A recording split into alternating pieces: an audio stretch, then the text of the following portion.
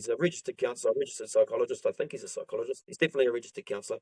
And he works for an organisation called Male Survivors Aotearoa. He works for the Bay of Plenty branch, but they have an office in every region in New Zealand. I think they've got 7 or 11. I'm not quite sure. Don't quote me on it. But basically, in every region of New Zealand, you can reach out to these people. Male support services, or male survivors, is what they're called. Okay. And they'll hook you up, bro. Like all free, like all government funded. Oh, wow. For trauma, for fucking. They'll help you. Like if you're going through struggles with custody, and if you're just a male, and you need support in any sort of mental health capacity, you go there, bro, and they hook you up, man. And their criteria is quite wide, like not many people have to pay for their service. Amazing. So I hooked in with them, and I said that I wanted to do something different. At the same time, I was listening to some podcasts. A mate sent me through a podcast of a guy from Australia, Brent Simpson. He's got quite a popular podcast called The Clink. And it was an interview that he did with another guy, Dave, from New Zealand, who's on the Fallon Show, another popular podcast over here. Yeah.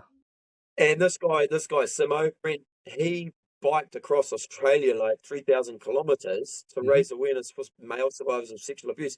This was a sergeant at arms enforcer for an ex-sergeant at arms and enforcer for a hardcore, one of Australia's most hardcore bikie clubs. Yeah. Like this dude was was and is a gangster, hardcore. Yeah.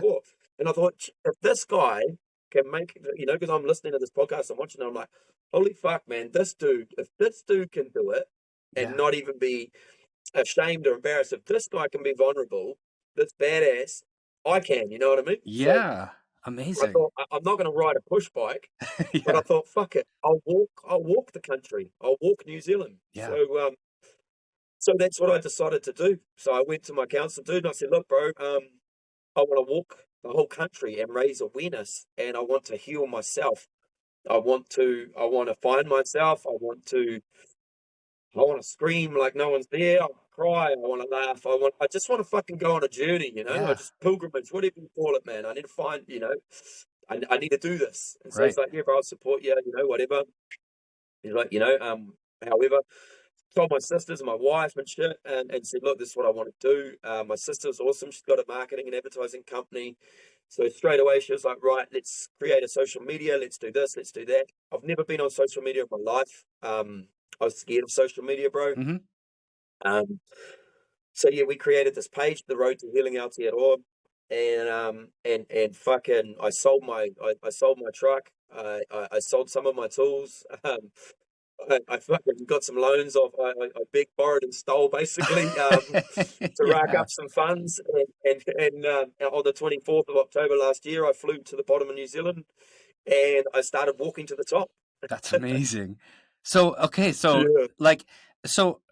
what and in total, how many kilometers is that? 2,280. Amazing. And how long did it take you to make the whole walk? 67 days. Wow.